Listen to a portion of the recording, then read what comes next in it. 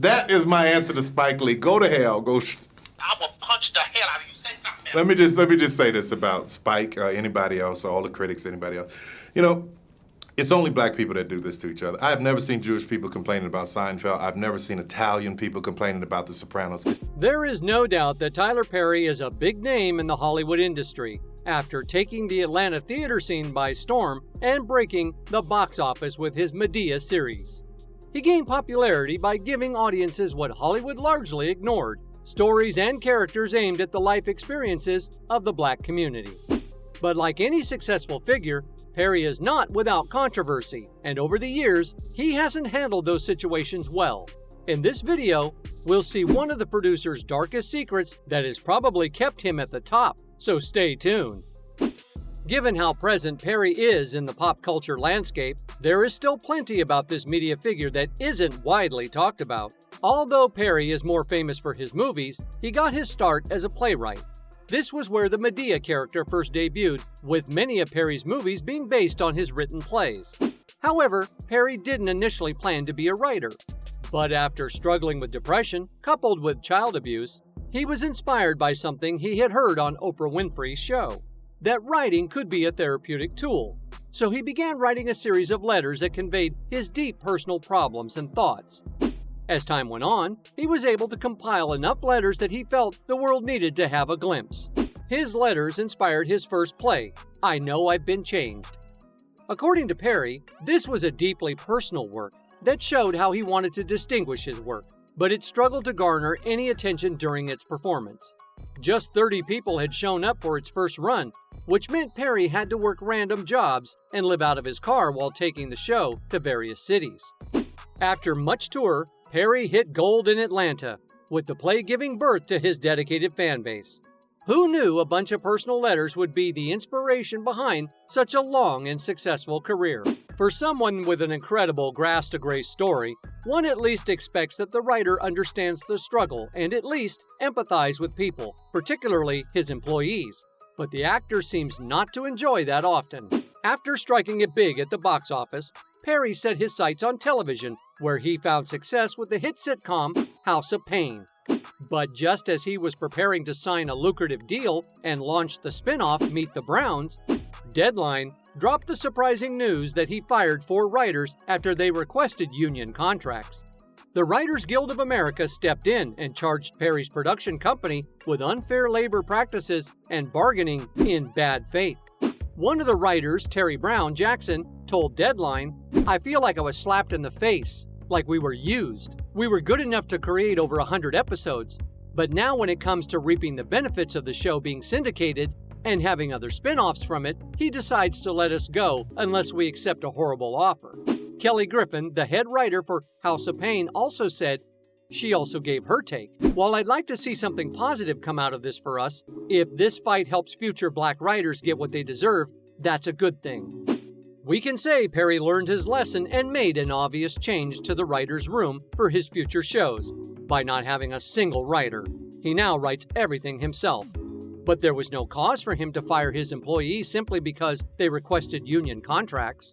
But Perry's trouble with the union didn't involve only writers. In 2015, 2 actor unions banned their members from performing in Perry's stage play Madea on the Run because his production company wouldn't sign a union contract. IndieWire reported that, in brief, a union contract essentially lists the terms and conditions of employment for union members, as well as the employer's obligations and responsibilities. In this case, ultimately, it's there to protect the actors. And Perry, in refusing to sign a contract, suggests, as it did in the case of the 4 writers, that he doesn't want to have to be bound to any agreements that might eat into his profits from the show. It seems Perry's main concern is taking the cash while not showing any care to those who helped him in the process. Following the success of House of Pain and Meet the Browns, NPR published an open letter to Perry from African-American journalist and cultural critic Jamilah Lemieux, who was so proud of Perry's success, but felt he had eaten into stereotypes of emasculating black men and portraying crass, sassy black women. Through Madea, the country has laughed at one of the most important members of the black. I just can't quite get along with seeing Mother Dear played by a 6'3" man with prosthetic breasts flopping in the wind. Our mothers and grandmothers deserve much more than that. Heck, our fathers and grandfathers deserve more. Mr. Perry, you have told the Hollywood old guard to kiss your backside, and I appreciate that, brother, she said. But many black folks have expressed some of the very same attitudes about your work that white critics have. One of those black folks Jamila was referring to is acclaimed film director Spike Lee, who famously criticized Perry's work for his stereotypical characters. And it makes him angry. But Perry's infamous story did not end there. In an interview, Perry fired back at Spike Lee for claiming his shows are setting black people back to the days of Amos and Andy. All these characters are bait, disarming, charming, make you laugh bait, Perry said. It is attitudes like Lee's that make Hollywood think that these people do not exist, and that's why there's no material speaking to them. And when I watch the games on TNT, I see these two ads for these two shows, I'm scratching my head. You know, this is Perry was less eloquent when he later hip Hollywood that Lee can go to hell. Whatever they want to say, however they want to say it. Do you see the millions of people that are coming to see this? Why the hell would I be worried about a Spike Lee or anybody else? They all can go straight to hell. Do you understand? According to The Root, Perry continued to ignore criticism and reportedly began attributing any backlash to his character's weight. When people were like, "How dare you put fat black people on television? These are caricatures. These are stereotypes." I was so offended because my aunt's fat, my mother's fat, my cousins are fat. Perry said, people are like, "How dare you?" I would hear all of these things and I would go, I'm a Southern boy, grew up in Louisiana, spent most of my time in rural Louisiana. He grew up in New York. You know, his father's a jazz musician, mother's an educator. But of course, our stories would be different. But the Root editor, Demetria Lucas D'Oily, was not having it. Does Perry live in some insulated bubble as R. Kelly, the one that keeps him so isolated from reality that he genuinely has no clue why his critics don't like his work, she wrote? There might be like 5 people who care about the weight of Perry's characters. People were concerned with the way Perry portrays actors in movies, and he still failed to do the necessary corrections. In 2014, Perry was called out by the Huffington Post for the controversial ending to his movie Temptation.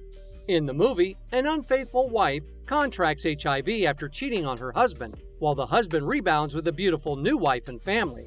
Huffington Post writer Mike Ryan said, "Either Perry believes that if you cheat on your partner, you deserve a terrible disease, or he believes that the people he hopes will pay money to see Tyler Perry's Temptation believe that if you cheat on your spouse, you deserve a terrible disease. I can't decide which is worse." BuzzFeed took it a little further, with one writer, Louis Peitzman, noting that at least 3 characters in it had HIV. How else to read the film then, but as condemnation of sin and those suffering from HIV? In the context of temptation, it is very much a sinner's disease, something that happens because a person did something morally wrong. Peitzman continued, "This wasn't the first time Perry used HIV as a plot device. In 4 Colored Girls, he gave us Jo, played by Janet Jackson. She contracted HIV from her husband's infidelity with other men. I won't even go into the film's homophobia, another reoccurring issue in Perry's movies.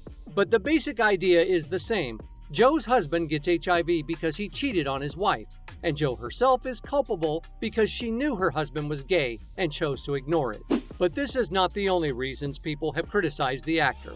It also seems he is ready to ruin the career of people who don't do his bidding. Monique's film career came to a screeching halt after winning an Academy Award in 2010 for Best Supporting Actress in the movie Precious.